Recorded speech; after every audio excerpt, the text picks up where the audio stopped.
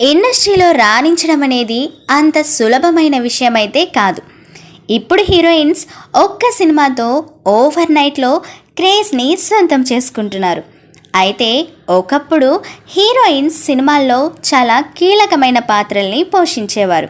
అప్పటి సినిమాల్లో హీరోయిన్స్ పాత్ర చాలా ఎక్కువగా ఉండేది.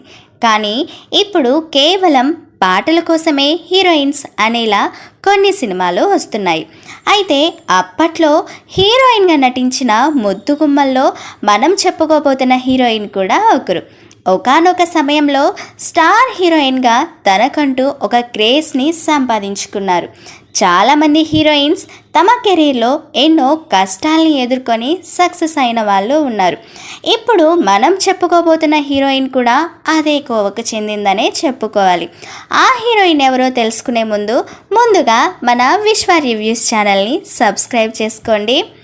శ్రీవిద్య తమిళ్లో వరుసగా సినిమాలు చేసిన శ్రీవిద్య ప్రేక్షకుల్ని ఎంతగానో మెప్పించారు. కానీ తన కెరీర్లో చాలా కష్టాల్ని ఎదుర్కొన్నారు. అప్పట్లో స్టార్ హీరోల సరసన నటించి అందరినీ మెప్పించారు. ఈ సీనియర్ హీరోయిన్ తన 14 ఏళ్ల వయసులోనే ఇండస్ట్రీలోకి వచ్చారు.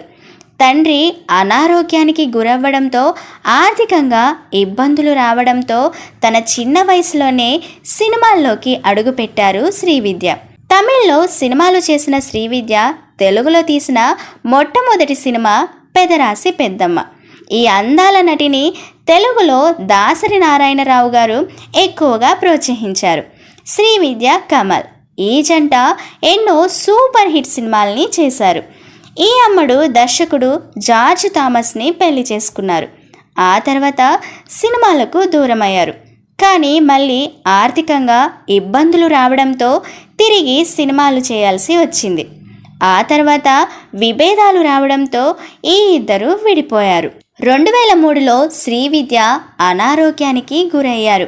క్యాన్సర్ బారిన పడ్డారని తెలుసుకున్న శ్రీవిద్య తాను ఎక్కువ కాలం బ్రతకరు అని తెలియగానే తన పేరుపై ఉన్న ఆస్తిని ఓ ట్రస్టుకు రాసిచ్చేశారు.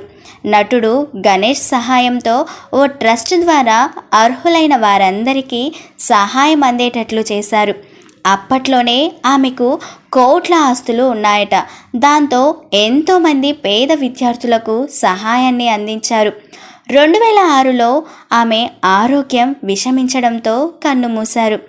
సో ఫ్రెండ్స్, విన్నారు కదా, మీకు నచ్చిందని అనుకుంటున్నా. మరొకసారి మర్చిపోయి ఉంటే మన విశ్వ రివ్యూస్ ఛానల్ని సబ్స్క్రైబ్ చేసుకొని లైక్ చేసి షేర్ చేసి కమెంట్ చేయండి ప్లీజ్.